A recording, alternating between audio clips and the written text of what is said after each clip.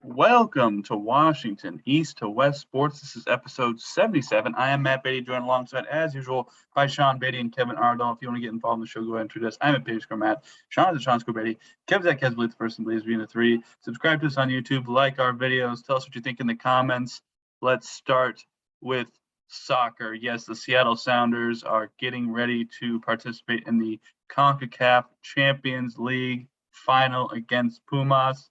They unfortunately are coming off back-to-back losses against Miami, which we talked about last week, but then a 4-3 loss in San Jose against the San Jose Quakes.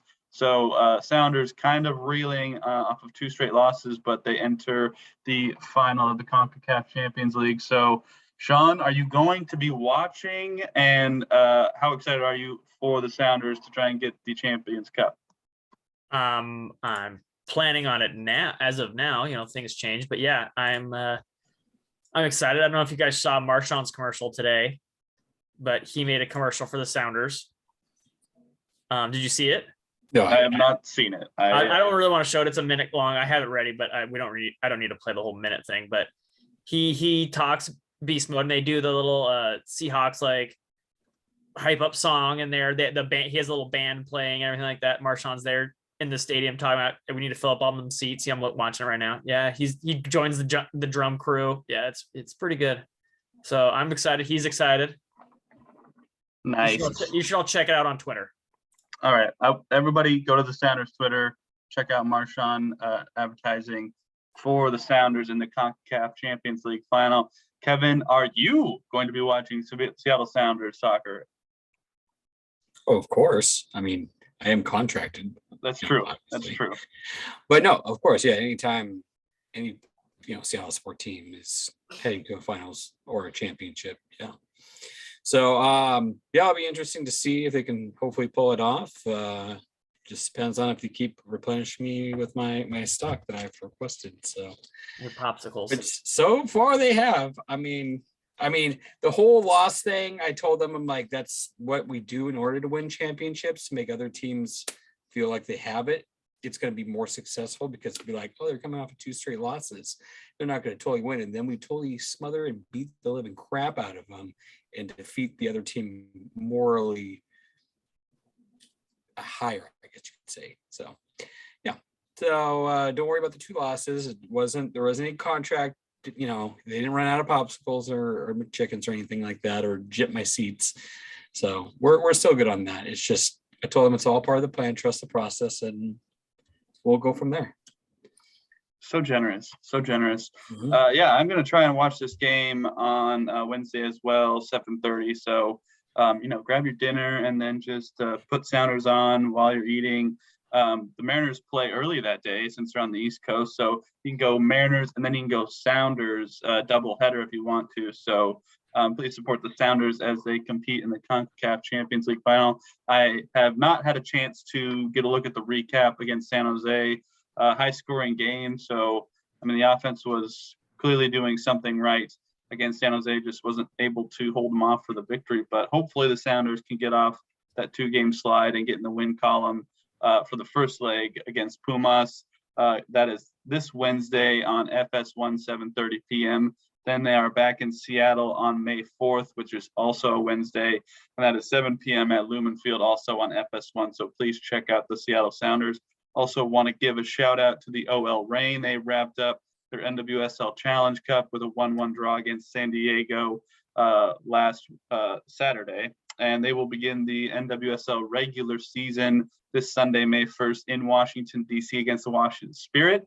And then the following Sunday, May 8th, they have their home opener for the NWSL regular season against Racing Louisville FC. So get out and support the OL Reign as well. Also want to give a shout out to the Seattle Storm. They finally broke into the Climate Pledge Arena and got to play their first game. Granted, it was preseason, but they won 81-68 against Los Angeles Sparks. They have one more preseason game this Thursday before the regular, well, not the regular season. It's the Commissioner's Cup is what they start off with.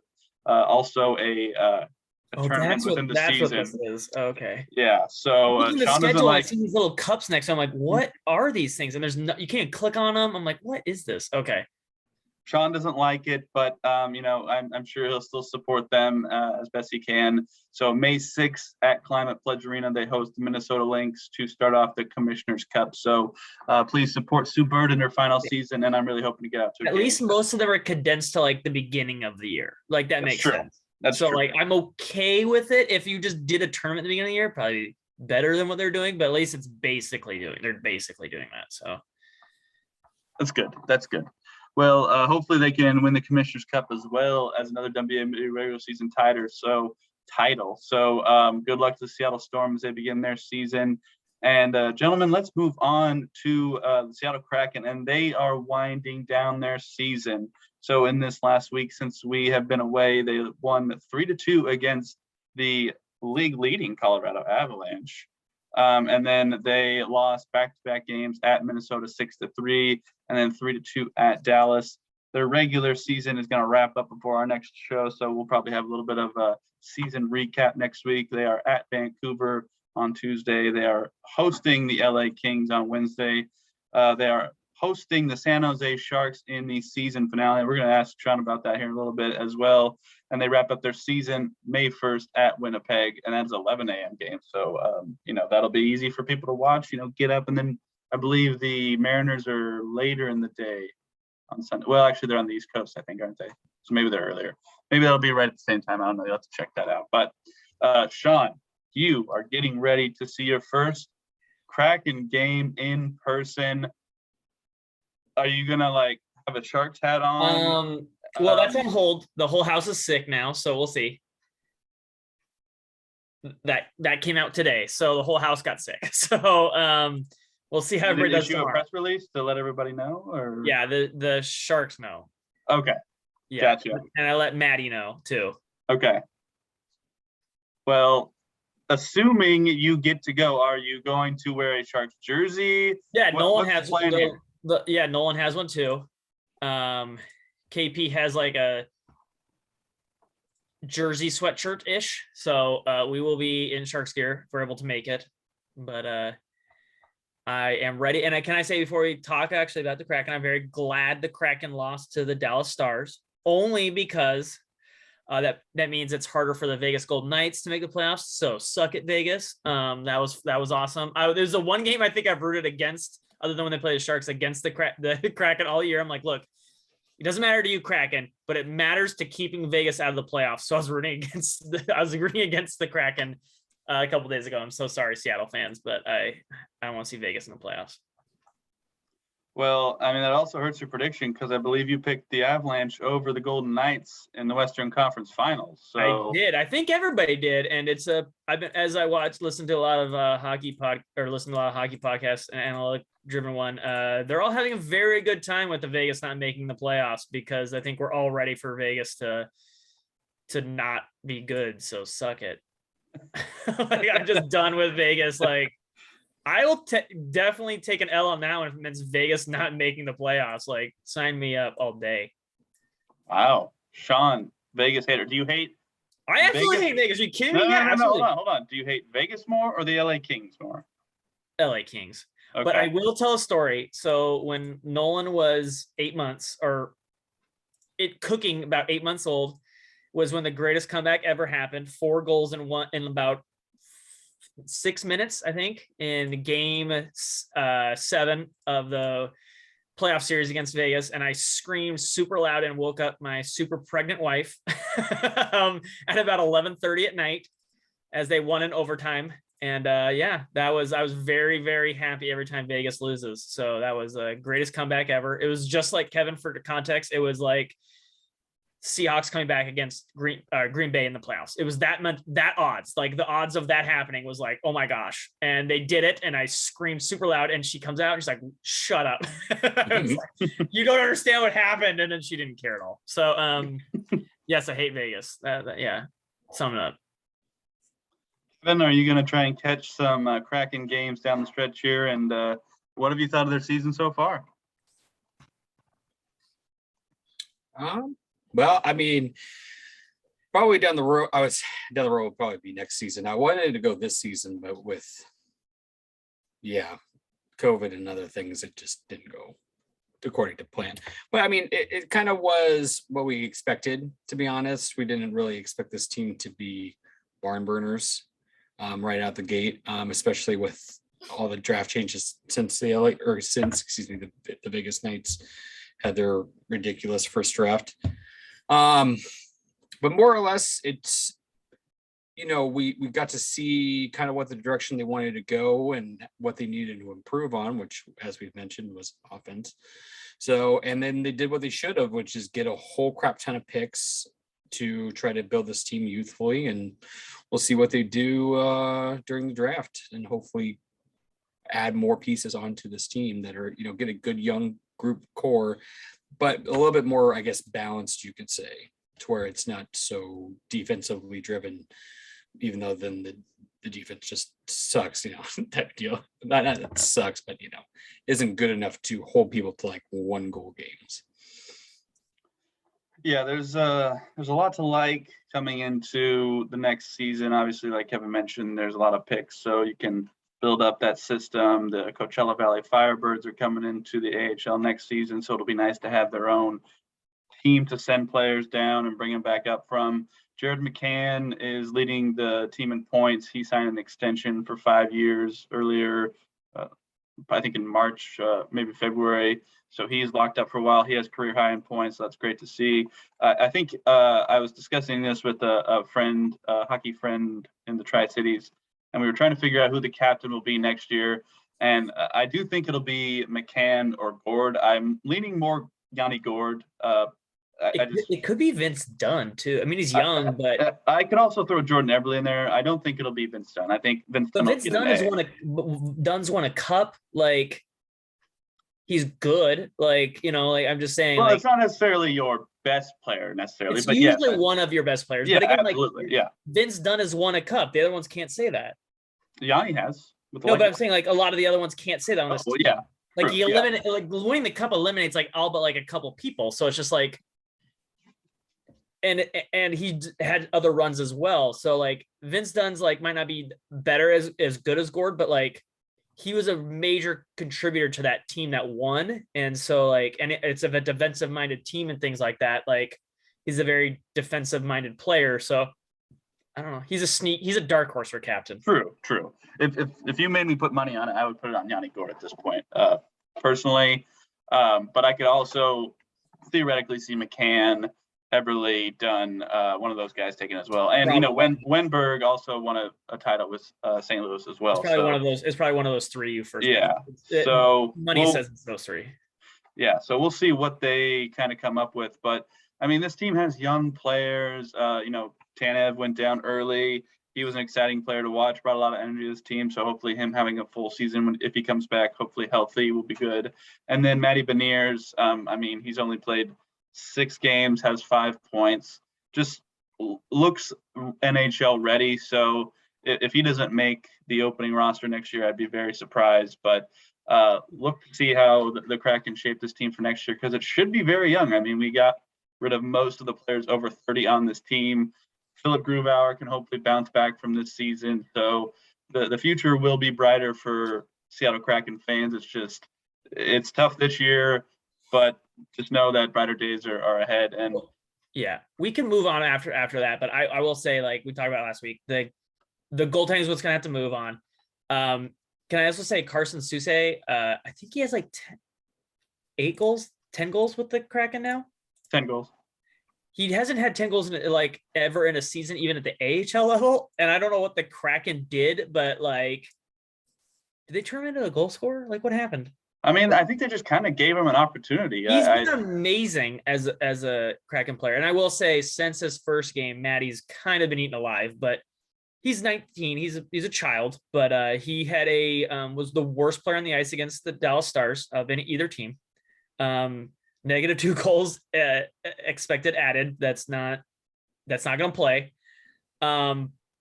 His season average though puts him on place with Mccann and who else was it? And Gord, but that was from his first game, which was very, very good. And has basically regressed every game since then. I don't want to say like the NHL's figured him out, because I mean they're not watching film on the Kraken, and especially like some 19-year-old kid, they're not watching film on that. we're not really worried about the Kraken, but it is he is going to take his lumps. And he is definitely taking his lumps now. He was worth -7 in the face-off expected face-off added. That was not a good day. But again, he's going against Joe Pavelski, Captain America. Captain America ate him alive in that ring. He added 2.5 goals for the Dallas Stars. Joe Pavelski is very good. So the young buck got shown how the NHLers play it in today. But honestly, it's one of those things where a lot of NHL players work on it. If he could hang out with the Joe Pavelski in the offseason, that would speed up that because he does have so much speed and his vision's really good. They play a little different way. They play forward, but like in that center zone, in that face-off zone, like that forward area, like if he could just learn some of the tricks that Joe does, because he's not a big guy, but he still gets in front of the net, does all these other things, that could exponentially shoot his game up the next level. Someone like that, get a veteran. And I think something else you brought up that will help the Kraken is an AHL team.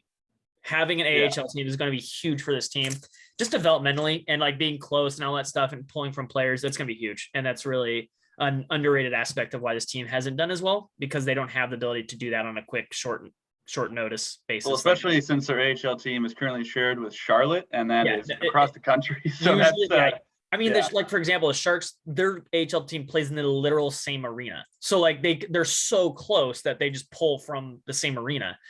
And now obviously if road or home or, things like that, but still like, that's the idea. And to have somebody, it's like a AAA team for baseball.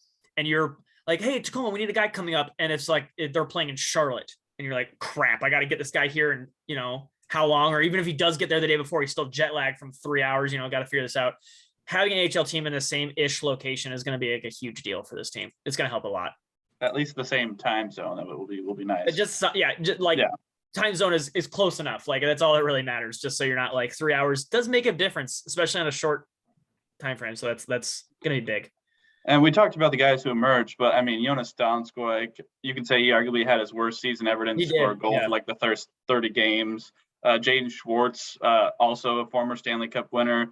He was only 23 points in 37 games. I believe that's probably a low before he got hurt. So there are pieces on this team that didn't get the time that they probably could have. So, next season, I'm sure expectations will be low, which is fine. But, I could see this team possibly being 500 or a little lower than that.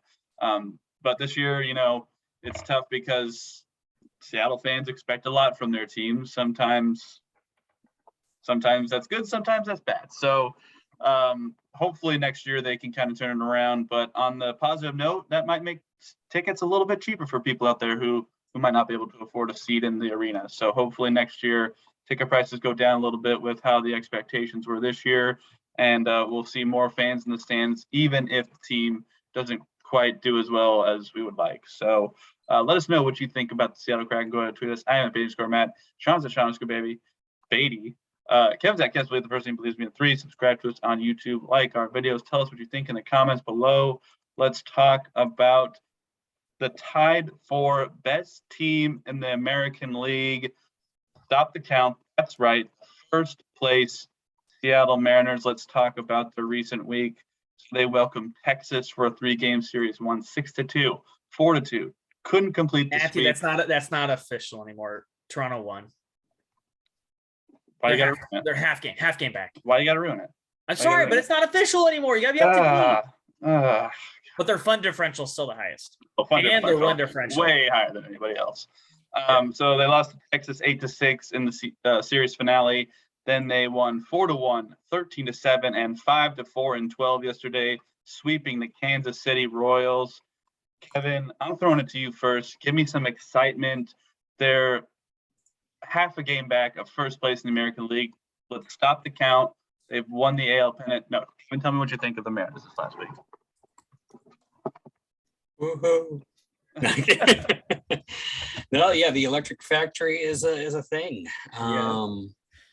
This team, because that's what I want to see out of this team, especially with so many pieces missing. With Seawald and Haniger, their head coach, or not coach, but manager, Scott Service, and what's the other catcher? But oh gosh, what's his name? Torrens. He's coming back. Actually, he just got activated today, so he will be back tomorrow. Yeah. So we'll start out with. I wish we could have kind of swept Texas, but at the same time too, they suck so far. I mean, what they have the 3 wins, 4-win team right now. They have 6 now, Kevin. No, I'm saying Texas. Yeah, they have 6. Oh, they have 6? Oh, shoot. They're 6-10. Oh, okay. But yeah, they're still bad. Yeah. We probably should have swept them. But the fact that we won the series against them, not bad. And Houston too. Like, I mean, we already mentioned on last week's, but so we'll get to that. And then to pull off a sweep against Kansas City, like Kansas City is got some pieces. They have a very good bullpen. The starting rotation is kind of like, and then they're having some, like my boy Witt, as me and Sean were mentioning, it's kind of struggling. Not Bobby Witt, but Whit Merrifield. Both Witts are really struggling, actually. Yeah, it's true. They both are. Yeah. But I mean, Whit Merrifield is struggling way, like that's usually not Whit Merrifield. Yeah, Bobby Witt is a rookie, so struggling is expected. Whit Merrifield struggling is kind of surprising. Yes. Yeah. So things to talk about. This team starting pitching has been great. Like just all around good stuff. The fact that Logan Gilbert leads the league in lowest ERA right now at 0.54 is pretty freaking nutty. Just solid stuff. Good pitching out of all of it. The bullpen, I think people needed to calm down a little bit on, because everybody was kind of pooping their pants. Like the day the Streckenrider gave up 2, like it's going to happen, guys. Like the bullpen's going to have bad days, and then the starting pitching is going to have bad days. It's just going to happen. They'll get it cleaned up. The game on Saturday that I watched, the 13-7, a lot of people were blaming the bullpen on that. No, blame freaking JP Crawford for not getting up to a full stance to throw the damn ball instead of being on one knee sideways and trying to chuck it to Suarez at third, and then it goes past him, and then Suarez makes a terrible throw to the plate that's off by 15 feet at most, or at minimum. So just bad defense that still needs to kind of be cleaned up, but the bats have gotten more consistent. JP Crawford so far, I will say, has been very good. Now whether that will continue, that's the main question that I'll let Sean kind of get into later on about that. Mr. France. Why are you making me the bad guy? Viva La France. He's kind of bad. Just cut him. Would you say he's bad to the bone? Bad to the bone. Indeed. No, he has hair. That's a. Oh, okay. Sorry. Bad to the bone, bald head. Come on. Okay, my bad. Just wow, what he's been doing so far is nutty. Like, hopefully he can just stay away from getting pegged a lot like he did last year. That was kind of his main thing. He just like people like the one, and then he was out for a little bit for that forearm one that he got pegged on.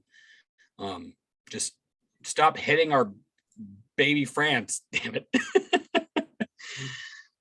All in all, though, as a whole, I'm glad to see the hitting kind of continue. Kelnick has gotten better over this past. That's one thing we need to talk about. It's been serviceable. Yeah. Now, is he putting up Mike Trout numbers? No, but of course, nobody's gonna. I'm exaggerating on that. I think everybody was a little too harsh on the Kelnick train to begin. I mean, it's such a small sample size, in my opinion. Is he better? I mean, or at the start of the season. I'm not counting last season. No, we're just talking this season. He's worse than last year, so that's obvious. But like, yeah, but the last season doesn't affect this season at all. I know. So we're just gonna. He's got a W. He raises WRC plus by 2. Okay, I guess technically that is better. And we're still not even in May yet, so it's 66.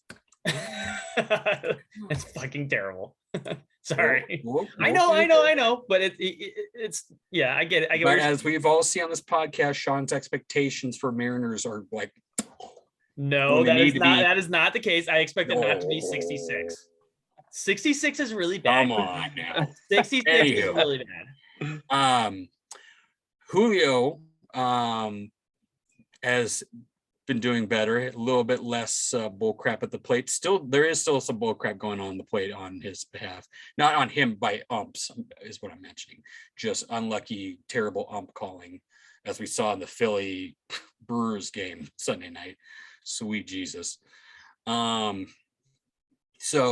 good to see him, and the energy he brings too. Like when he got home on Saturday night. Oh my God. Woo. So, all in all, it was a good week. I hope we continue this on to Tampa Bay. Tampa Bay is going to be a good test for them. So we'll see what they can do. Yeah, I'll jump in here, Kevin. So the things that stood out to me this week, first of all, Ty France, co-AL Player of the Week. I don't know who he's co with. Miggy. Because okay, well, 3,000 hit. All right, fine, whatever. It's Player of the Week, not player what your career did that adds on to the week. But I don't make these decisions. Ty France, 500 average, 552 on base percentage, 885 slugging, 7 runs, 3 homers, 10 RBIs this last week. So very deserving of the Player of the Week. So Ty France, I mean, keep it going. That's beautiful. That's beautiful. Other things I've catch bits and pieces. Haven't been able to watch a full game yet. So yesterday I was watching Mariners Royals at a bar in Olympia playing ping pong. Heard my knee pop. That's a different story. But while I was watching the game, first of all, bottom of the ninth, I'm not sure how there wasn't run interference on that Adam Frazier ground ball with the pitcher. Maybe someone here can explain that to me, because he looks like he clearly sticks his leg out to trip him, but they still called him out. Now, the Mariners eventually went on to win the game, so I guess it's no harm, no foul. But that play seemed a little odd to me. But really nice to see Jesse Winker finally get like a heroic moment, because he's been kind of struggling a little bit this year so far to start out. So good to see him kind of get his moment, and hopefully that kind of spurs him on to keep it up this season. Also, just wanted to mention this defensive play by Jared Kelenic. Obviously, we've talked about his plate presence, but this just kind of reminded me of some dude that played in right field for Seattle for quite a long time. I don't remember his name. I think he only went by one name personally. But so I think that is really cool to see, because obviously the bat makes a difference. And, the guy before him is no slouch at all, with Ichiro hitting over 3,000. But defense absolutely matters in this play. Is a nice little laser from right field. So really like seeing the defense out of Jared Kelenic. And as Kevin mentioned, the pitching has been pretty good all around. I mean, Steckenrider has had a little bit of trouble late in games. I don't think you can fault him too much on it, because that's going to happen. You're never going to have really a perfect season in that regard. So it's tough to watch him kind of blow games late. But overall, 5-6 in this last week, really no complaints at all. What do you think? To the point, well, to Kevin's point, the bullpen has been the 8th best in ERA, and if you eliminate luck, they're the 3rd best bullpen in baseball. So yes, everyone needs to calm down about the bullpen. The bullpen has been awesome, and honestly, they're still carrying this team. The starters have been good, but the starters have been getting lucky. The starters' expected stats are much lower. They've been, I don't want to say lucky. They're the 20th. They're the 20th people, so they should be a lot lower than they are, but they've been good. But if JP Crawford and Adam Frazier could stop having errors against whenever Marco's pitching. So JP Crawford has 3 errors. All of them were with Marco on the mound. Adam Frazier has 2 errors. All of them with Marco on the mound. Stop it. JP had one on Saturday. Oh, so he has 4 now. Okay. Yeah. So yeah. So he needs to, at least he's spreading the errors around now, I guess. But he's had multiple that have cost a lot of runs and a lot of pitches. I'm not saying Marco's looked amazing, but clearly some of these would have got out innings, and who knows how the rest of the game goes if he gets out of certain innings and all that stuff. But they're not helping Marco by any means. And Marco actually should look a little better than he is, but he's not getting that help. So I do not have a problem with, especially the bullpen. To Kevin's point, the bullpen has been fantastic. Yes, like every time someone like looks at this and like it's amplified because I think when you guys said like it's amplified because it's the bullpen. So every time there's a run given up by the bullpen, it's like the end of the world. I'm like, guys, but like it's hard to just go a whole season without giving up runs in the bullpen. Like last year we were insane. Like it's going to be hard to do that again. Even though we might be better, we were really lucky in the bullpen. So even if we're better, we're going to regress a little bit with the bullpen, and we're still awesome. Like, and people who don't like Yohan Ramirez, like I shared a stat in the offseason of like it's stuff plus. It's based on like movement, like swing rate, all these other things. It's basically like the nastiest pitches. And the Mariners had 3 guys in the top 7. You guys remember who they are? In all of baseball.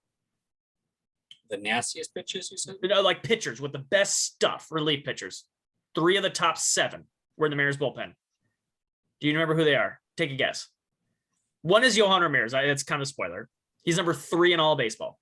Seawald. What? Seawald. Yes, he was number 7. Do you know the Mariners had the number 1 guy in all of baseball? Who was it?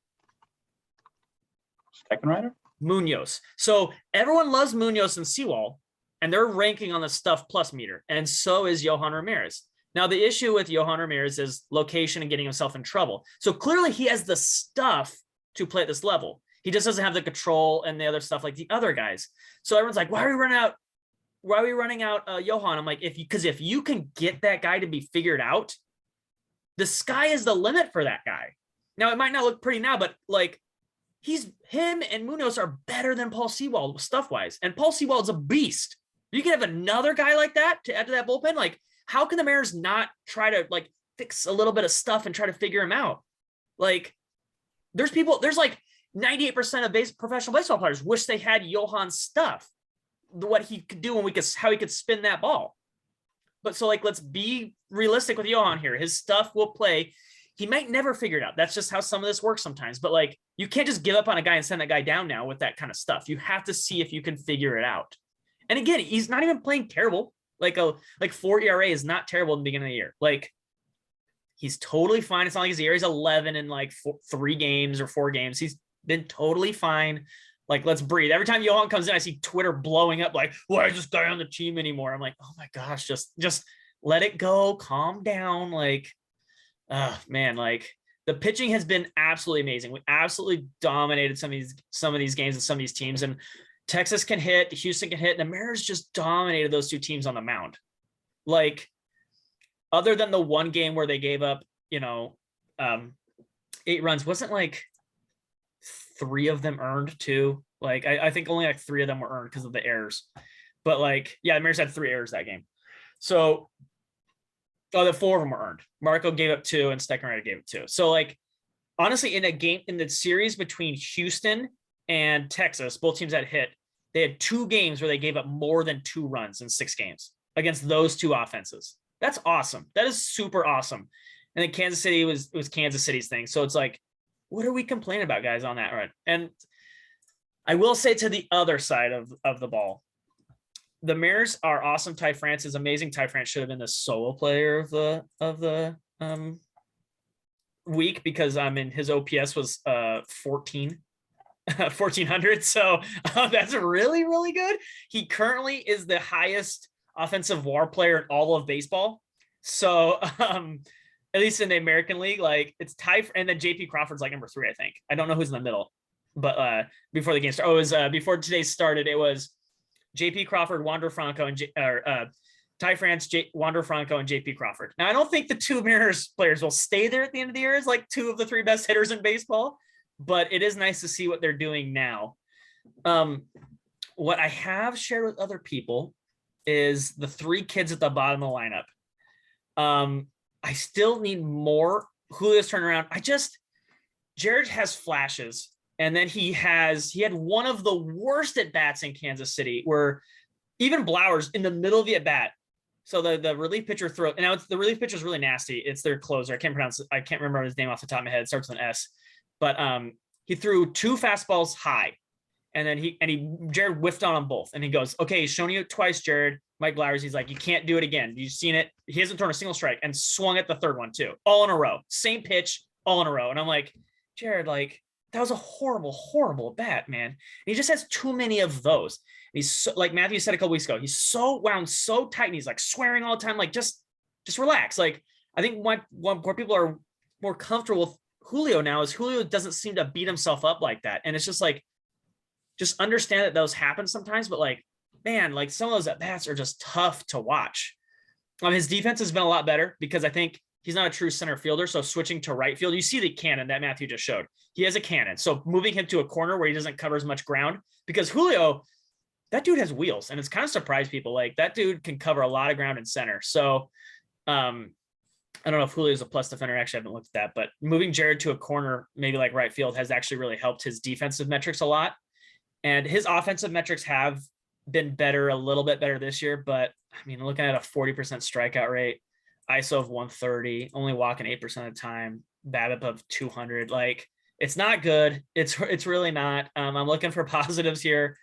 If he just strung together some more at bats, because he could turn on some of those pitches. It's just, I think it's pitch recognition, trusting the stuff. Like he really likes the high stuff, but the problem is the people now at the major league level know that, and they're throwing him up there, If he can't get to it, catch up to it, he's going to look really bad in some of these at bats. And he also did get screwed in 2 at bats during the last Kansas City. I didn't get a chance to watch like every single at bat of the entire series, of all the series, but I did watch 2 at bats where he got absolutely screwed on terrible calls too outside the zone. So I feel that there. The young kids are not getting benefits of the calls, but Cal Raleigh too, man. He looks lost too. I'm not saying bench any of them. You've got to run them out there. You got to run all 3, but this team wants to make a sustained run at this. They're all batting worse than Dylan Moore. So last year. So you've got, maybe one of you just get to Dylan Moore level and then we'll feel better. But like, you can't just have 3 black holes at the bottom of the lineup. That's all I'm kind of wanting. Like, let's get there. Maybe once the strike zones level out for these kids, maybe it'll look a little better. But like, I just need to, like, I don't need them to be like a Wander Franco, but I just need, like, your on base needs to be above like 220 or maybe above 200. Like, just like something that's like a little bit, because that's not sustainable. Like, that's not major league caliber. That's, I just to get it above just 250 on base. I don't even, not talking batting, I'm just on base be 250. Like Jared Kelling's on base last year was 265. Like, you just get close to that, like that's playable, that's workable. We can work with that. But we need these 3 kids to just kind of take that step, and playing them is the solution. You have to keep running out the 3 of them out there. And thank God Ty France and JP have been so good to help with the rest of the offense. And Jesse Winker will turn around. Hopefully Mitch Haniger comes back. So we have the bats, and Suarez has been a beast. We have the bats to like buffer this, but I really want to see these kids. And maybe once it heats up, sorry, I got a hair on my computer. Once the weather heats up too, this will help them. But yeah, let's root for the young kids too, because that's really how, if we want to make a run at this and sustain this like fun differential and all that stuff, that's where it's gonna come from. And I think hopefully that big game where they came back and helped, like they drove the runs against do you remember, guys, what game it was? Was it the 4-1 game? Was it the Kansas City game? Which one? Friday? Yeah, they drove in, the Jared Kelly and Julio drove all 4 runs in, double and a triple. So hopefully that could kind of springboard them a little bit. They did some things in the second game where they got 13 runs, so that did things. But like, let's just see, because Tampa Bay is going to be that test. You're not going to get any free at bats from Tampa Bay. Those guys they'll roll out any sort of pitchers. They seem to be just absolute monsters. So Tampa Bay is going to be a big test. So I'm looking forward to it. All right. Well, speaking of Tampa Bay, they'll take on Tampa Bay tomorrow, 3:40 p.m. for Tuesday, Wednesday games. Gilbert against Whistler on Tuesday. Gonzalez against Rasmussen on Wednesday. Flexen versus Kluber on Thursday. Then they are in Miami for 3 games. Brash versus Hernandez, Ray versus Luzardo, and Gilbert versus Alcantara. So Miami does one thing, and that's pitch too. So they don't hit much, but they pitch. So that's going to be a challenge for those guys too. As of yesterday, this tweet from Brent Stecker, Mariners were tied for the best in the AL, as we have said. They are not anymore, but Ty France leads the MLB in hits with 24 and is second in AL in home runs with 5, RBIs with 19, average 375, OPS 1.115, and on-base percentage at 459. Logan Gilbert, first AL ERA 0.54. JP Crawford, first AL on-base percentage 471. Julio Rodriguez, second in the MLB in stolen bases with 6, and Jesse Winker, first in the AL with walks with 15. So Mariners are looking good early, and Sean has his topic here on the show document, so I'll let him take it away. Oh, well, this is for you too. It was brought up like in the off season.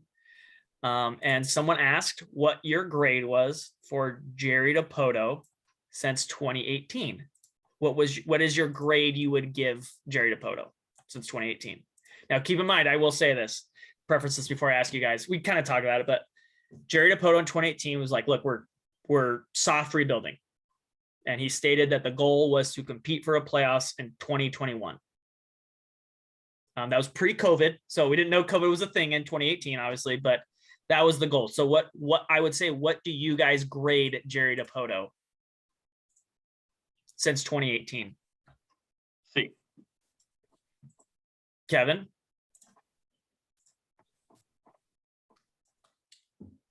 I will say, I'll give him an A-. I'm probably A- B+. Now, this is what the expectation things is we have to talk to Matthew about. Why C? Because he said we're building to 2021. That's great, but those 3 years are blank essentially. Then you knew they were going to be blank. You knew they were going to be blank. That's fine, but that doesn't mean I have to be happy with it. And now last year was good, didn't make the playoffs, but I want to see it come together. And they look good this year, but I'm not going to give credit for 16 games in the season. I'm not going to give you credit for, 90 wins and missing the playoffs. Granted, good season, but I would like to play games after all the scheduled games are finished. That is what I want. And those 3 years where they were bad, they were really bad.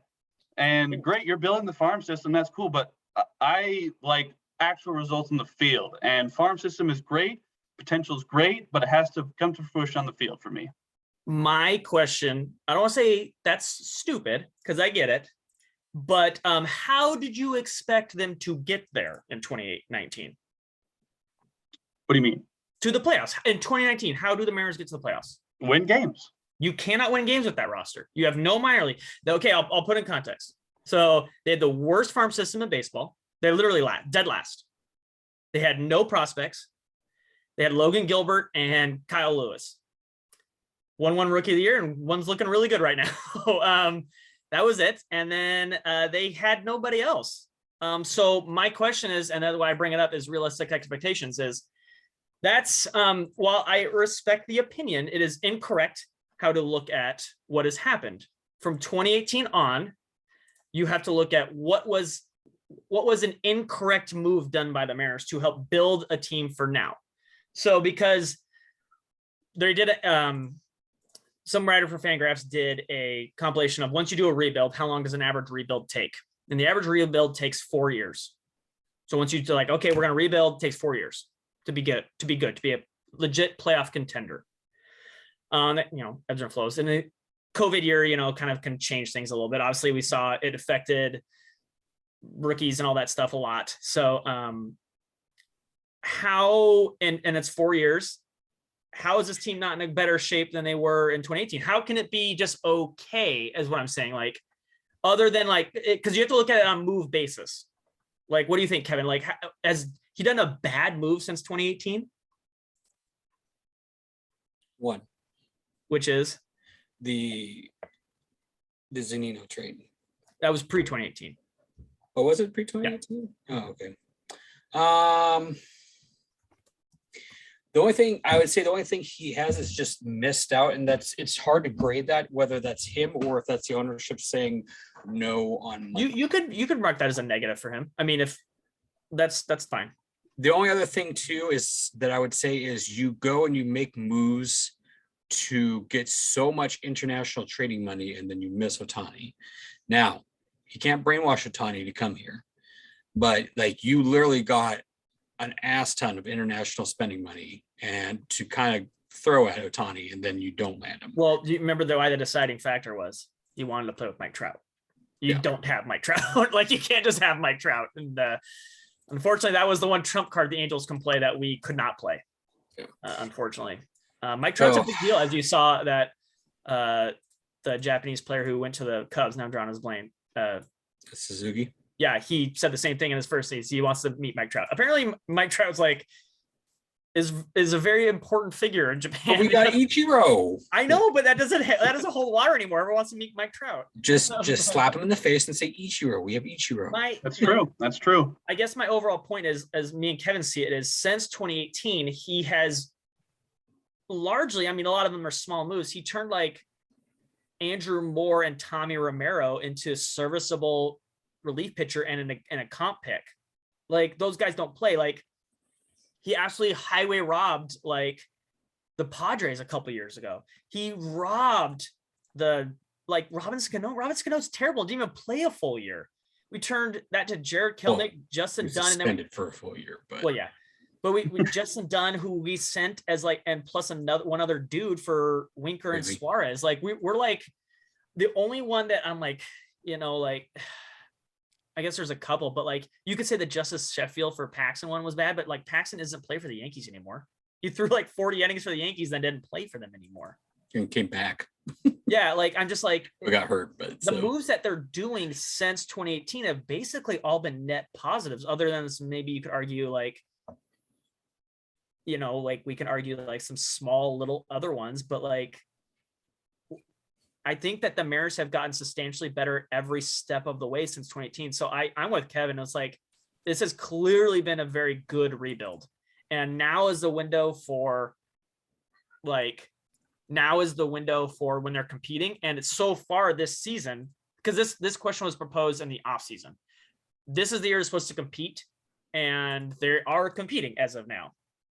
And so, and that's I agree with Kevin. I think the only complaint I can have is spending money, but I wanted to bring this up because it's the whole point, and it links to the Seahawks, is reasonable expectations. I don't think saying like, oh, they didn't go to the playoffs, so it's bad, is a reasonable expectation. They were never going to go to the playoffs for those years. If you thought they were, it's like when people say the Americans, I didn't think they were.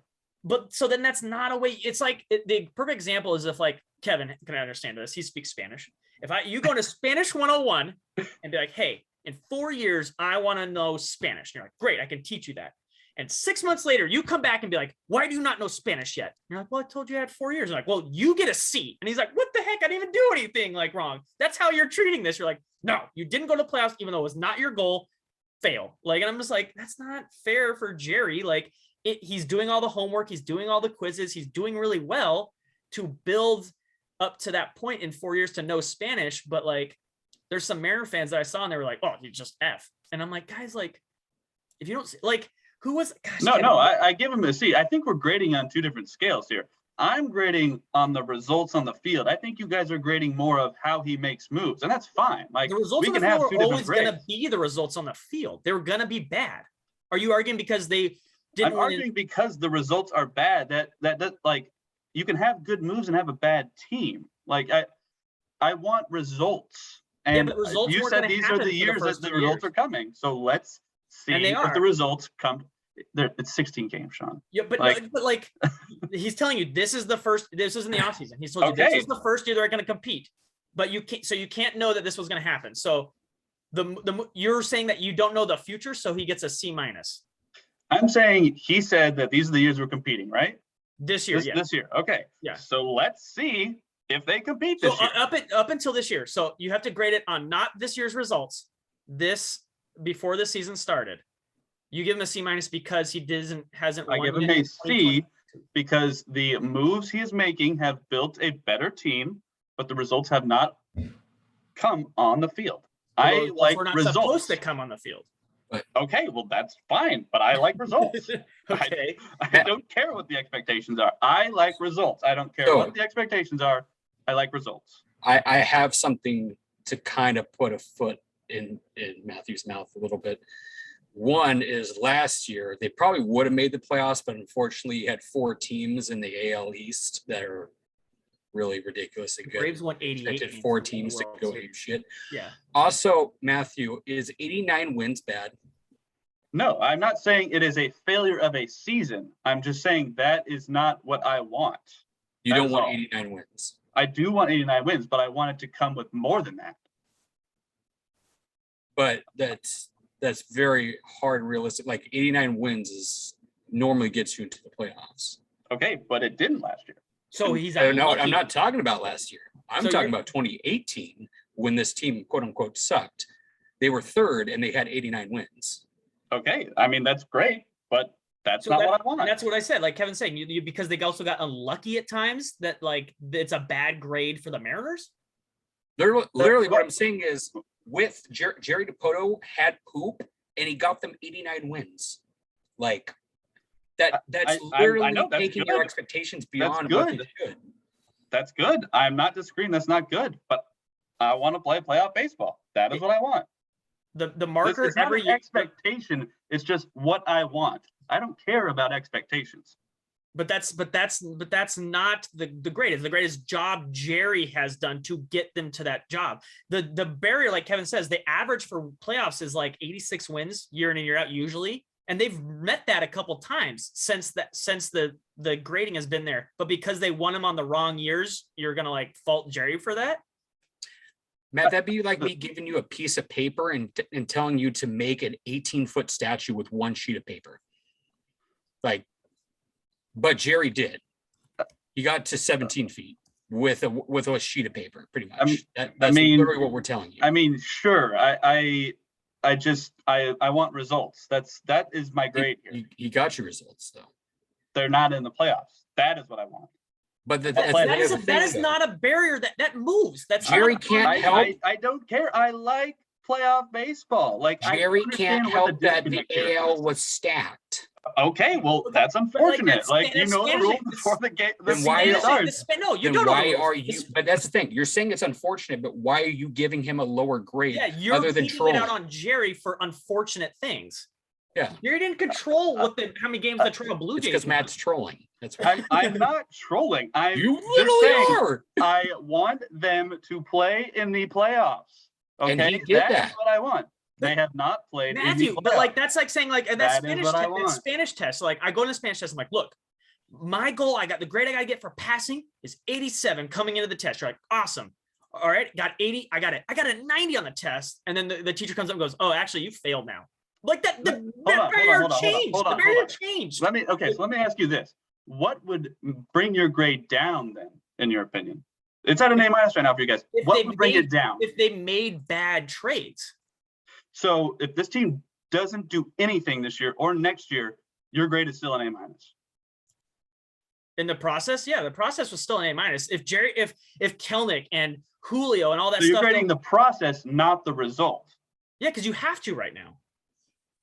You don't have to, but that's what you're doing. Prospects fail all the time. Like you trust the process. That's the famous fantasy. That's a famous analytics baseball. If your process is good, majority of the time it will be good. But that doesn't mean Okay. every single time it's going to be good. That is the- exactly. So let them have the results before you give him. No, the grade. because it is graded now. You have to grade it now. You can't just be like, I don't know. In a math problem, if you show your work and do all the work right, but still get the wrong answer, you get the question wrong. The answer is not complete, Matthew. You're working through the problem. The Exactly. problem So you're giving him a grade based on what you think will happen this year. You're giving him a grade. Did he do? So like I do 80% of the equation on a piece of paper. I write it out. 80% of it's right. And that's correct. Correct. Like 100%. You've got like, I don't know, pick a math problem. You do 80% of it correct. The rest you don't know yet because he hasn't filled it out yet, but that's correct. That is all correct. And you're like, I don't know, that doesn't look good enough. Are you going to get that answer right at the end? And you have to look at that 80% of that equation and be like, look, he's got this right so far. Now the next 20%, who knows? But that 20%, Matthew, is luck. Like there is luck in developing prospects. Not in a math problem. It's not a math problem, Matthew. You just Jerry use the math problem Jerry example. Kelnick is not a math problem. There's guaranteed prospects. Dustin Ackley, who just didn't work. He almost won Rookie of the Year his first year and then just stopped playing baseball. Like these are There's a thing called injuries too. Yeah, you like Yeah, you can't count for luck. Danny know that. Holtzman was one inning away from making his major league and then got hurt for 6 years. Like it's just like things like this happen. Like, but like the process is correct. If you run this process over and over and over and over, it's a good process. People want this. The Mariners have the #1 prospect system in baseball. Every year since Baseball Prospectus has done their thing for the last 20 years. Every organization has had the #1 ranking system has made the playoffs in the next 2 years. Every single 20 for 20. So like the process clearly is working. Went from last to first in 4 years. It's clearly working. Like there's no like it's bad. He's not sitting in his mom's basement eating cheeseburgers and jerking off. Like, sorry, he's not doing like that. That's what me and Kevin are saying. The process so far with what is reasonable expectation is clearly working. They're going in the right direction. The rest of it is like all he can do is point the guys in the direction, and then he can't do it for them. But that is they are put in the best position to succeed. Let's do this. They have enough talent on the field to make a run at the thing. But like some arbitrary like, oh, you won 90 games this year, but it wasn't good enough. But if you won 90 games the year before, it would have been good enough. Like that barrier moves. The whole point is, are the Mariners getting better as they go? And each offseason, I think me and Kevin agree, they get better. Each moves, they get better. Everyone freaked out about Graveman. Toro is awesome utility player. Like they're clearly, Graveman doesn't even play for them anymore. And Diego Castillo is awesome and has 3 more years of control and is like a fifth the price of Graveman right now. Like they clearly got better from that trade just a year ago, and everyone freaked out about it. And then they signed JP Crawford, who's like the vibe king, and like they're clearly just a better team than they were. That's what I'm like. The process is working. Where's JT and his trust the process t-shirt on here? Where we need to call in JT, call him out of the bullpen really quick. But that's I just wanted to have this conversation. So thank you guys for having a conversation. We could lead it into the Seahawks. Because again, I want reasonable expectation for Seahawks fans because it's because they're the Reds at the moment. Yes, they're trading their star players for a bunch of crap. All right, well, let's talk about those Seattle Seahawks and let us know what you think of Jerry's grade since 2018 and the expectations going into this. I'm a favorite Scubaty. Sean Scubaty. Zach has believed first and believes being the 3. Subscribe to us on YouTube, like our videos, tell us what you think in the comments below. Let's talk about a mock draft. And this week, we are talking about what we think the Seahawks will do as opposed to what we want them to do. So let's go down the picks one more time. Number 9, number 40, number 41, 72, 109, 145, 153, and 229, presuming there are no trades, although Sean picked the trade back with what he wanted them to do. Now let's talk about what we think they will do. So I'm going to start this one off here. Round 1, pick number 9. I have seen a lot of speculation. There's always these mock drafts from all over the place. And I think Pete is going to try and replace Bobby in the first round. That is just kind of what I feel. I have a feeling they're going to try and replace one or the other in the first round. I think they're going to draft an inside linebacker. And I looked at Kevin Lloyd from Utah. He's on the 13 to 15 end. So I think Pete, reaches in that aspect. But I think he tries to replace Bobby Wagner in the first round. I think he goes Kevin Lloyd, inside linebacker, Utah. Kevin, what do you think? I think Pete does what he usually does and blows the pick on something stupid. But yeah. To add on to last week too, what they probably should do here, other than more I thought about it, just because we have Pete till 2025, so he should probably go get his quarterback Malik Willis because it fits Pete's scheme perfectly of just pounding the ball and doing a deep threat. But what they will do is, because Pete wants to get that defense back to, even though Pete thinks that this defense is good, he is an idiot. It's not good. But he thinks he has the pieces, which he kind of does. But the edge rushing, I think he's going to go get a star edge rusher. And I think probably the best fit on the board at number 9 would probably be Jermaine Johnson, the second out of Florida. Just a very electric pass rusher, powerful, just does his stuff. I mean, pretty much anything you want out of an edge rusher there at 9. Because most of the top picks are going to be tackles. And a couple edge rushers as well, but I think they probably would go with Jermaine Johnson. But I think they're probably going to look for somebody that's mocked in the last 3 picks of the round, and that's where people go. So it'd be like, oh, look, I don't know why you're drafting me 31st. He's so good. We just had to get him right then and there because we're stupid. But go ahead. What do you think? So I've seen a lot of people oh man, Seahawks Twitter. I'm looking at it right now. Actually, someone just posted it, and I won't repeat them. But Matthew liked it. People like, oh man, Seahawks fans are going to be angry no matter who they draft. No, it's like Kevin said, just don't be stupid. Like, you don't have to be dumb. So, like drafting linebackers year after year after year, like you have so much bigger needs. I'm not saying drafting linebacker this year is dumb. I'm saying the last couple of years it's been dumb. But you have major needs on both sides of the ball, like in the trenches.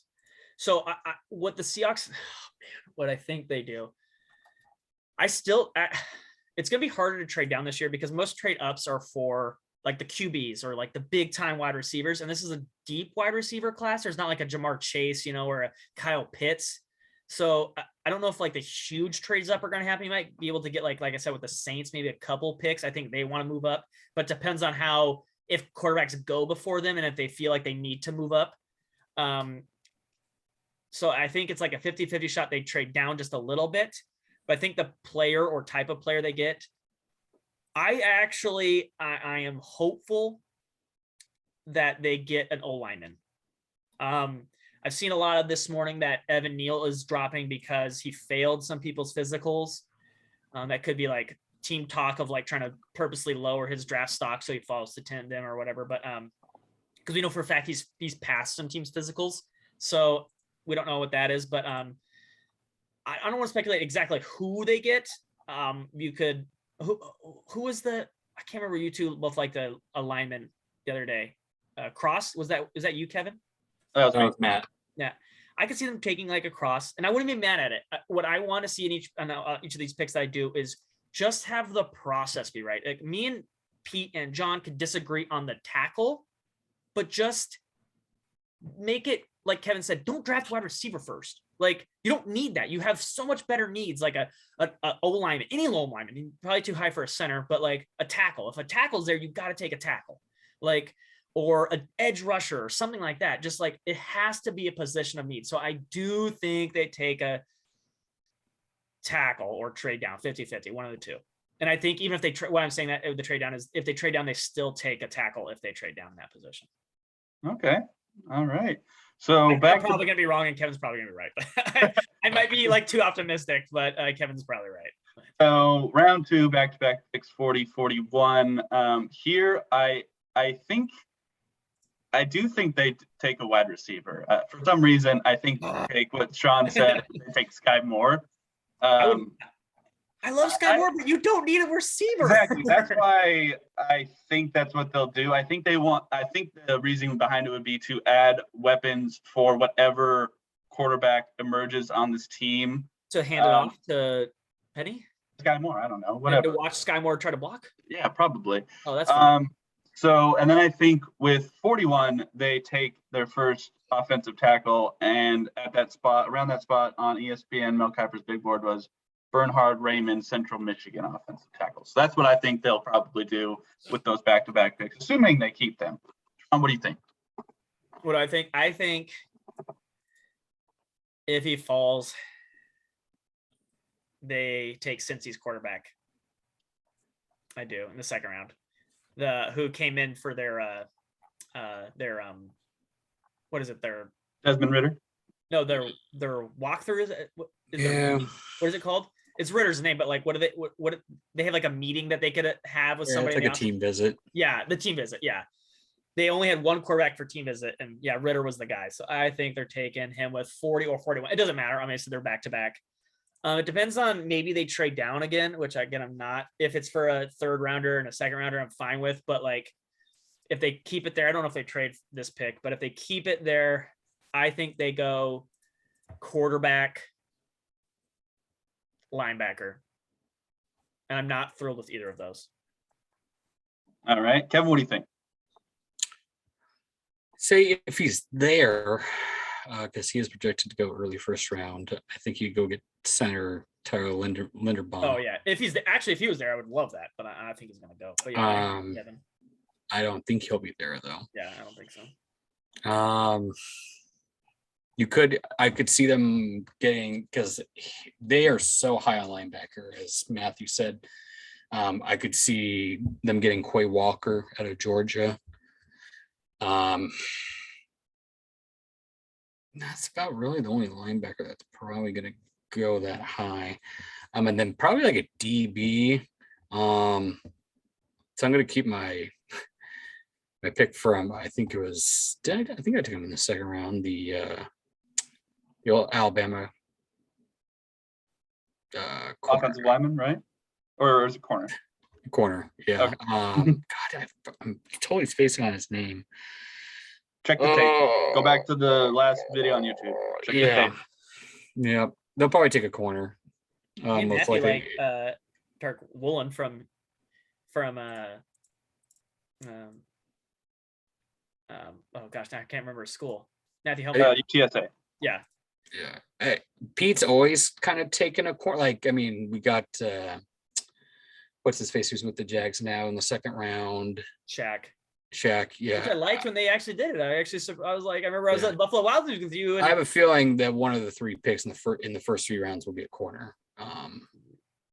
And my third round pick will be something that I dread that they're going to get, and we'll get to that in a little bit, but I'll pass that on.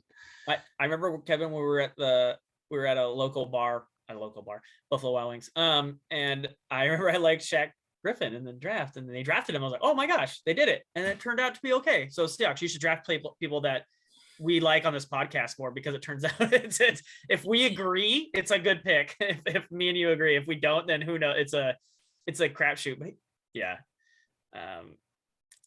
Yeah. At least corner, Kevin. At least corner's you could argue a position of need. I don't know if it's the most. Yeah, no, like if they get a corner in the second round, I'll be totally happy. I don't know if it's the most important need, but it is definitely a need. Yeah. All right. So segue, Kevin. What do you think they're going to do in the third round? They're going to get a running back. Okay. Did you have someone in particular, or just a running back? I actually do, because he is projected for a third, fourth round. It would be Dameon Pierce out of Florida, just because they like Florida running backs and receivers. I don't know why. Like, they have some special makeout connection with Florida. It's bizarre. Not to say that they're bad. I mean, I like DJ Dallas and I liked Homer, Swain's turned out to be, solid. So why they do, I don't know. But like I said, Dameon Pierce, I guess is how it's pronounced, is projected to, like I said, to go in the third or fourth. So I could see them doing that, especially if they know that Carson's situation is just not going to happen. Even though they do have DJ Dallas, but they'll just be like competition, even though we all know that's fake. But so sadly, yeah, they're probably gonna take a running back there. So I have one of Kevin's picks from last week, Carson Strong. I think this is where they try and recreate the Russ magic of the third round pick that they had with Russ, and they go quarterback here just to throw a guy into the mix, see what he can do. But I do think they go Carson Strong, quarterback Nevada here, just to try and bring another body into that quarterback room to compete. Sean, what do you think? I had a running back as well, which is what I think they're going to do. I have a different one. I have Isaiah Spiller, Texas A&M running back. But yeah, I had running back as well. I don't like it. I hate it. Like Kevin, I absolutely hate that I'm writing that down, but I have them taking a running back. I would love your pick. Like, I think Kevin had that. If they take a quarterback in the third round, totally fine. If your other 3, you address their needs and you roll the dice with somebody, that's fine. But you need to draft 3 people on the offensive defensive line if you draft a quarterback. But one side of the, you need to draft somebody, because you can't protect the quarterback right now. You've got to. Quick question to you boys, real quick. Just because, like I said, and maybe you guys might disagree, I feel out of these quarterbacks, he fits Pete's system of pound, deep pass of Malik. If they took Malik with the 9th, would you be okay with it? If they took, sorry, I missed it, Mike. With the 9th overall pick. If they took Malik? Yeah. Oh, I'd hate it. No, I don't want that. No, I don't think he's going to be 9th overall pick. Good. I don't think so. No, I would not like that. I really agree with yours from last week, Kevin. If you take Strong here, I think it's better value pick. It's the better value. And it's, again, like I said, you can't block anybody right now. Like it doesn't matter how good. Well, Malik that's because is. you take Malik because he can run and you can. Yeah, move. but still, like, But the thing is, though, add Malik to that quarterback room. Is he automatically the starter? And no, probably not. with the first round pick, it's like, He's a huge would it be project. worth Again, it? Yeah, it could be a Burrow situation where Burrow can run a little bit, but like he did tear his ACL because he kept getting smacked in the face over and over and over. So it's like, yeah, they can run, but I don't really want my quarterback running for his life if I don't have to all the time. But like, you have so many other needs, and I don't think, like you said, the drop off, like it's a big boomer bust with Malik, and Carson is a safer pick of what you can work with. He's kind of like a Drew Lock. He's a safer option. I think he has better upside than Drew, but if it comes down to it, I don't want a quarterback at all in this draft. I don't think there's one that fixes anything that you need. I think your better bet is to fill out some things, kind of suck this year and then wait next year, see what you can get next year, see where you end up falling. But like, if you take a quarterback, I think Kevin nailed it. Carson Smith, third round is like prime real estate. Like that's where you go. Now, I will add to Kevin's point. If they don't take Malik, I think they're going to take one round 2 or 3 somewhere in there. Oh yeah, whether it's Ritter or Corral Ritter. or whatever's on the board, I think they'll take one in the second or third round. Kevin's assessment is correct. I don't think they will do it. I think they take Ritter in the second round. So 5. What was your original question, Kevin? If you would be happy that they took him with the 9th overall, absolutely because he fits their scheme so well. No. So we're on Saturday of the draft, rounds 4, 5, 5, and 7. I'm just going to go down what I think they'll do to kind of fill it out. They always seem to take a defensive lineman. So I think round 4, it's going to be defensive lineman. I think round 5, the first pick at 145 is going to be a running back. I think they'll try and address the position of need of offensive guard. So they'll take that in the 5th round with their 153. And then I think he'll do a cornerback at some point in this draft. And 7th was the last spot I had open. So I think it'll go line, running back, guard, cornerback. I think I have a horrible feeling that they take a wide receiver. Not because, again, I don't think that's a wide receiver, but it just means that you wasted your pick last year. I think they take not in the they always seem to take a wide receiver or a tight end super late. I'll go round 5. They take one of those 2 positions. They take a pass catcher of some sort. And I think they do take a tack or a defensive lineman around 4, which again, position of need. So I don't really care who it is or what, just like, as long as you're addressing your huge positions of need. But again, they waste it the next round. And then why is my TV yelling at me? I'm sorry. Then the next one, I think if they don't take a wide receiver or tight end in round 5, they take one in round 7. And then I think take another offensive lineman. That's my gut in round 6. 7, I think there's a lot of trading though. Like, I don't know if they end up with all these picks, like for the Seahawks especially. Okay. Let's get to Kevin, then we'll ask that question. So, Kevin, what do you think for those final 4 rounds, assuming they stay, or final 4 picks, assuming they stay the same? Yeah, I think it's round 4 through 5. You're going to have kind of a run of guards. And honestly, besides your starting guards, who what the hell do we have? I mean, besides like Phil Haynes, but like no, we have a Blythe or whatever his name is. He's our starting center right now. But Blythe's your backup guard? But he's your starting center right now. Yeah. So I mean, you probably want a little competition there, Pete. I'm trying to want a lot of competition. I'm trying to bring my IQ down to 30 where Pete's at and think of like where we're going. You have Logan Forsythe and Curran as your starting tackles. Oh. So I would say you could get a guard probably since I'm saying they're probably going to get a tackle, I would say in the first 2 rounds, so to speak. Then you're going to probably hit another like a 5th round edge rusher of some sort, kind of like what they did with Robinson. You're going to get a pass catcher of some sort. As Sean mentioned, actually, I wouldn't be surprised if it's a tight end. To be honest, I didn't want to break it to me. I didn't want to say that, so I kind of like split it, Kevin, to make you feel better. But I have a horrible feeling. That's because for some reason, I guess Kobe Parkinson like stepped on Pete's shoe one time, and then he's just like, "Well, you're never going to play," you know. Pete has that for some reason. He just has this, like, if you rub him the wrong way, despite you could be talented as shit, even though we haven't, seen him, but like he has the physical attributes to be good. He's just like, no, I'm not gonna give you a chance. Like Ursua, Blair, Parkinson, like all of our Barton, our now starting linebacker. Yeah, exactly. You're playing for 3 years, and now you're like, okay, you're good enough now. Suddenly, you're good enough. It's DJ Dallas, like even though he did see more, but like he should, like why they're going to draft a running back, but it's like why you should when you have DJ Dallas.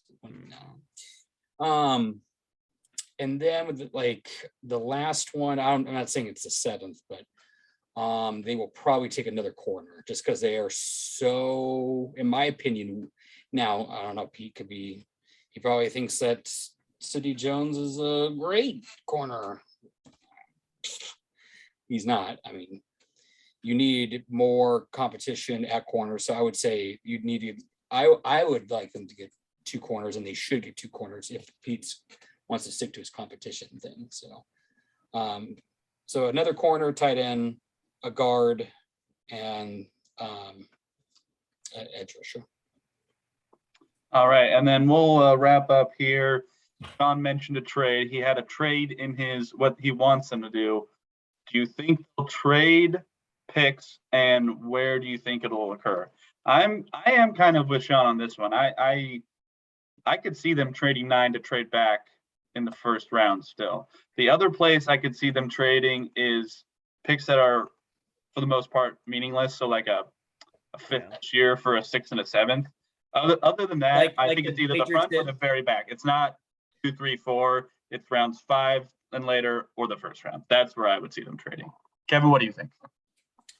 If they don't trade, I mean, they honestly could trade because, as we've already mentioned, teams now, should a team be taking a quarterback in the first round? No, but teams are going to be desperate because coaches are under the gun to find the guy, and we traded away our guy. So, but I have a feeling teams will try to get, because clearly with what the Phillies and the Saints trade, it indicates that the Saints are going to get the number 1 overall quarterback in this draft. So if a team like Pittsburgh or Indy or something like that wants to jump ahead, kind of, you could see that. Honestly, if anything, I think they're going to trade one of their seconds, just back, like somebody who wants to jump up. Like there's going to be a team that saw that thought a player was going to go in the end of the first. It's going to be there in the second. And it's going to want to jump up and get either 9 or 10, and it's going to trade for us to go get that. So we'll get a 2nd round pick, but it'll just be later in the round, and we'll probably get like a 3rd or a 4th. They should be able to get more of it, but John and Peter dumb. So because I mean, essentially it's the first round part B in where you're at. There's still like really good top talent there, and you should be getting people there. But I mean, if somebody offers you to get a 2nd and then gives you like a 3rd and 4th, you should do it. But they'll probably just only get 1 pick out of it because they're done. So that's the only thing I predict. I don't think it'd be anything later. Maybe like a swap in like the 5th or something like that, but to get like a pick next year. But I would say the 2nd round is your highest, if not the first. So, Sean, what do you think? I don't know if there'll be a ton. I think I said it too, and Kevin's clearly on the right track. The Saints are moving up for a quarterback. Like, I think that's pretty obvious. I was listening to a pod just now, right before I was coming into work for this pod. They brought in somebody who does that, and they're like, yeah, I mean, they're talking about it, and they're like, okay, like clearly they're trading all these picks to trade up for something. I hope it's with Seattle at the 9 spot. And so for one, that it means we get more picks, and 2, it means we don't take a quarterback. So, but I don't know if any other teams. I think it's Carolina, the Saints maybe, and Pittsburgh. But I think Pittsburgh's content in waiting at 20 because they're pretty solid everywhere else. I think that's the only 3 teams that are really going to be fighting for it. And I could see Indy. I mean, yeah, they have Matt Ryan, but Matt Ryan's But but they can wait till next year is the thing. Like they could trade a bunch of picks, and that's why they got Matt Ryan. They got Matt Ryan now to do it this year, to band-aid it, and then they could not have to trade up for this year and then wait till next year. I think that's kind of what the Saints is too. That's why it threw me off. They threw Jameis Winston, who was fine when he was playing, he just got hurt. But they could try the Jimmy Garoppolo method and have the guy sit, which makes me think Malik, have the guy sit for a year and then play him the next year and then move I can see Detroit too, because Detroit has a late round pick. Late first? Yeah, with the Rams. Yeah, because they have so they could trade that pick and something else to move up to get somebody they want. But I just don't know if the quarterbacks for the rest of the teams are going to, you know what I'm saying? Like, I don't know if there's enough, because only like really, like we talked about, maybe 4 teams in the mix. And I don't think they're going to fight over each other to climb up that much. I mean, we know that Dan Campbell's really smart. But Dan Campbell's not the man. that is not his decision. But yes, I get it. But yes, I just think that this year might be a little weird in terms of like this. And there's not like I said, there's not a huge, like a Jamar Chase. There's not a Smith, a Devontae Smith. There's not like these huge receivers because it's a very deep class, but not like a top tier, these awesome guys. The top tier guys are defensive linemen. Well, Olave has been moving up. Like a lot of people, like a couple months ago, people had Olave at like beginning of the second. Now people are having him like around like 19, even I've seen early as 15. And honestly, Sky Moore has been moving up a ton, which really bums me out because his value is like just, it was super. I was like, I seen like 3rd round, maybe 4th early on. And then I was like, oh, that guy looks really good. And then I'm like 2nd round, you're getting lucky if you get him in the 2nd. I'm like, crap. So, I mean, they're figuring it out, but like, I just think that like the consensus just doesn't have that many guys going up in the 1st round this year. And so it's just like a lot of them are tackles and ends. And I don't know a lot of people are trading up for a tackle that high. Garrett Wilson's probably going to be taken in the first 10. Wide receiver wise. Jamison Williams out of Bama. There's someone has the Texans taking Olave at 13. Jesus Christ. I don't know if I'd go that high. There's another kid too who has like a weird last name. What's his name? London. That's it. Drake London kid out of USC. Yeah. I just don't see like. I just don't know if like overall that there's that many people going. I just in the first but you know what I mean? Like they could go in the first, but like are they like the Jamar Chase talent? I just don't see that they have that like huge upside. Because you knew when you saw Jamar Chase, you're like, oh my gosh, that's that guy's a guy. And clearly he steps right in the NFL day one and he's like, I'm ready to go. Like some of these guys can turn into that. It's just I think the wide receiver is a much more deeper class, like spread out. The talent's much more spread out in this class. Like there's a lot of value in the 2nd and 3rd rounds here. And that's why I'm like, I kind of don't mind the Seahawks trading into getting in those rounds, 2nd, 3rd, 4th round picks, because there's a lot of value there with like some O linemen and some wide receivers and some linebackers and all that stuff. You can mix it up. And if other teams are taking the wide receivers and these quarterbacks too, some of the other talent will drop to you if you don't need those guys. So that's why I'm like saying like what Kevin said, don't freak out for a quarterback. If Carson's there in the 3rd, you can take him. I won't hate it. I don't agree with it, but I don't hate it. I think a lot of people on Twitter are always like, oh man, like you hate every pick. I go, I just want the process to be fine. I could disagree with it. Just the process, like to bring back the Mariners, the process needs to be working better. Jerry's process is awesome. Pete and John's is terrible. Like we need to balance this in the middle somewhere. Like just have your process. You have certain needs, Seattle, address the needs. If you think a quarterback's a need, that's fine, but it's not your most important need right now because you don't have enough around this piece unless you get super lucky. And one of these guys that everybody misses is the next Russell Wilson, which let's be honest, I'll put a lot of money that is not the case in this draft. Then it's not going to matter if you don't have an O-line. You might find the next Ryan Tannehill, but like Ryan Tannehill's not Russell Wilson. Like without wide receivers, without linemen, without a good defense, he's not going to carry you like a Russell will carry you. So you need to fill around them first. So all right. Well, the NFL draft is this Thursday, 8 p.m. Eastern, so 5 Pacific here. First round, rounds 2 and 3, Friday, starting at 4 Pacific, and then rounds 4 through 7. You're gonna have to get up early, get a cup of coffee. It is 9 a.m. here on the West Coast, so we will see what the Seahawks pick. We'll be back next week, hopefully to recap the draft that the Seahawks had. We'll see if the Mariners can keep it going in Tampa Bay, or just the state of Florida, Miami and Tampa Bay. The Kraken will be wrapped up, so we'll have to give a little recap of their season next week as well. And we'll have the first leg of the Sounders already completed. So with that, we will see you next time on Washington East to West Sports.